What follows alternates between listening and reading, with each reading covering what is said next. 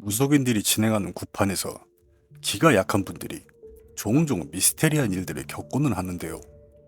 여기 그러한 이야기가 있습니다. 과연 무슨 일이 벌어진 것인지 저 극초공포와 알아보도록 할까요? 나는 어릴 때 방학이 되면 부모님께서 맞벌이고 항상 바쁘셔서 거의 방학 내내 시골 외할머니 댁에서 지내야만 했어. 한적한 시골이라 내 또래 아이는 거의 없었고, 그러다 보니 가끔은 할머니 밭일을 따라가서 일을 좀 도와드리거나 주로 TV를 보거나 게임을 하며 지루한 하루하루를 보냈어. 그래도 가끔씩은 삼촌이 놀러와서 시골에서 여간해서 먹기 힘든 햄버거나 피자하고 내가 제일 좋아하는 치킨을 사다 주기도 했고, 나랑 즐겁게 게임도 같이 해주시고 해서 줄곧 삼촌을 기다리곤 했어. 그러다 어느 날 삼촌이 어떤 여자분을 데려온 거야. 나는 외할머니 옆에서 어색한 인사를 했고, 결혼을 하기 위해 할머니를 뵈러 온 애비 숙모도 나에게 살갑게 인사를 해주셨어. 애비 숙모는 예쁘고 성격도 싹싹해서 결혼은 일사천리로 진행이 되었지. 그렇게 삼촌은 결혼을 했고, 결혼 3년 차쯤 됐을 무렵 나는 5학년 여름방학 때 또 할머니 댁을 놀러가게 됐어. 도착해서 보니 삼촌하고 숙모님이 계시는 거야. 내가 놀러가면 항상 쓰던 작은 방에 큰 캐리어 가방이 방에 있었어. 그래서 나는 어쩔 수 없이 당분간 할머니 방에서 같이 지내게 됐지. 다 함께 저녁에 밥을 먹는데 삼촌이 뜬금없이 이런 이야기를 하는 거야. 아기가 생기지 않아서 병원을 여기저기 다니고 이 병원 저 병원에서 여러 시술도 해봤는데 전혀 진전이 없어서 고민이다 라고. 그때 외숙모를 힐끔 봤는데 표정이 좋지 않았어. 그리고 다음날 외할머니는 일찍 삼촌 차를 타고 외출하셨고, 나는 숙모하고 단둘이 집에 있으면서 어색한 하루를 보내게 됐어. 그렇게 밤 10시가 거의 다 되었을 무렵 삼촌 차가 도착하는 소리가 났고, 나와 외숙모는 두 분을 맞이하러 마당으로 나갔어. 삼촌은 주차를 하고 뒷자리에서 외할머니께서 내리시고 범상치 않아 보이는 아주머니 한 분이 더 내리셨어. 아주머니는 화장이 굉장히 진하였고 왠지 모르게 접근하기가 꺼려졌어. 나는 그래도 아주머니에게 어색한 인사를 드리고 방으로 들어갔어.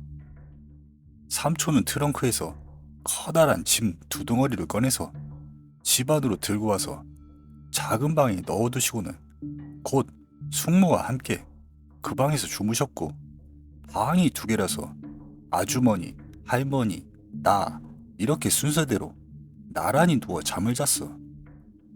처음 보는 분과 막상 같이 잠을 청하려 하니 잠이 오지 않아 묘한 기분이 들어 눈을 감고 여러 생각을 하다가 겨우 잠에 들게 됐지. 다음날 아침 그분은 머리를 정갈하게 빗으시고 화려한 한복 같은 오색 신복으로 갈아입고 나오셨어. 알고 보니 그분은 외할머니께서 친분이 두터운 무속인이었는데 외숙모의 임신이 잘 되지 않자 이를 해결하기 위해 오셨던 거야. 그분은 외숙모에게 폐활량이 있다고 하며 삼신맞이라는 걸 해야 된다고 했어. 아침 일찍 우리 가족과 무속인분 이렇게 5명은 다 같이 차를 타고 근처에 있는 강가로 향하게 됐어. 그때 나는 영문도 모른 채 덩달아 따라갔고 곧이어 강가에 도착하게 됐어. 인적이 드문 강가 쪽에 내려서 삼촌은 큰 짐 서너 개를 내려놓고는 할머니, 삼촌, 숙모는 무속인이 시키는 대로 명절에 하는 차례상처럼 상차림을 만들기 시작했어. 물론 나도 옆에서 짐 나르는 걸 도와드렸고, 곧이어 무속인은 방울을 흔들며 방방 뛰기 시작했고 알아들을 수 없는 말들을 속사포처럼 내뱉었고, 할머니, 삼촌, 숙모는 아기를 점지해 달라며 무릎 꿇고 빌었어. 나는 조금 멀리 떨어진 곳에 앉아서 그 모습을 지켜보고 있었어. 지금 생각해보면 조금 무서울 수도 있는 그런 상황인데 그때는 어려서 그랬는지 무섭다기보다는 신기하다는 생각이 더 컸었던 것 같아.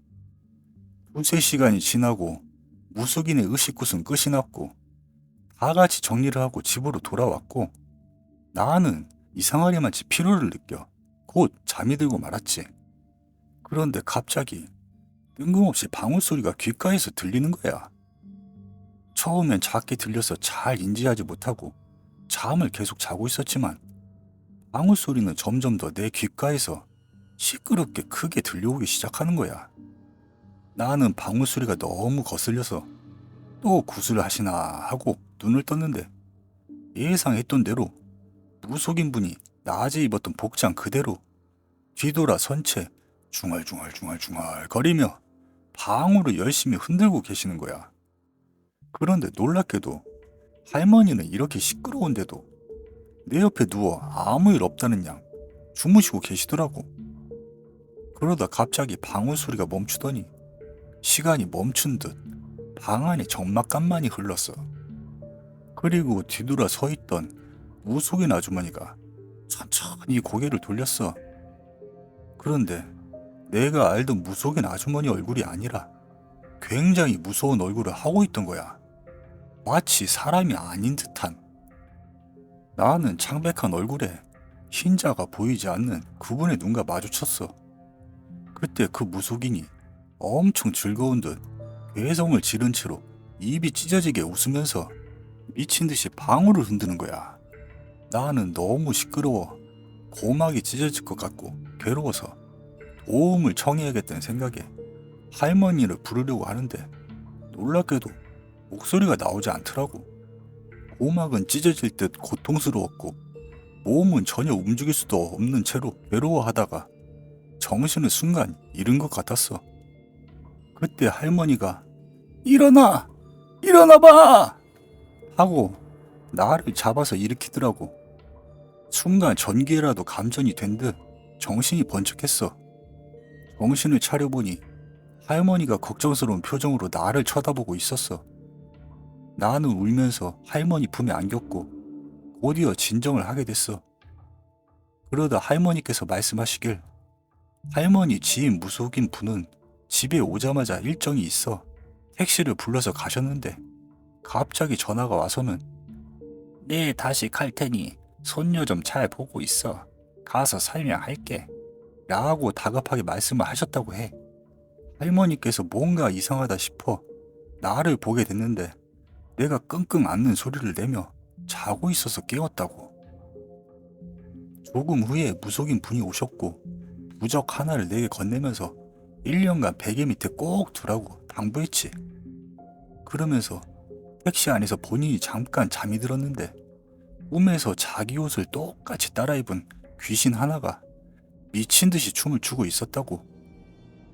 아무래도 구탈 당시에 강가에 있던 잡기 하나가 기가 약한 손녀한테 붙은 것 같아서 전화를 하셨다고 하셨어.